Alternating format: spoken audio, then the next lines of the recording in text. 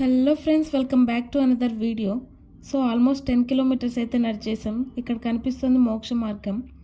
మేమైతే వెళ్ళలేదు, ఎందుకంటే చాలా పెద్ద క్యూ అయితే ఉంది, లేట్ అయిపోతుంది అనేసి ఇంకా వచ్చేసాం.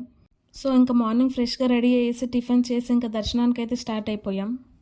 గిరి ప్రదక్షిణ చేసి దర్శనానికి వచ్చినప్పుడు ఆ ఎగ్జైట్మెంటే వేరే, ఎప్పుడెప్పుడు దేవుని దర్శనం జరుగుతుందా అని.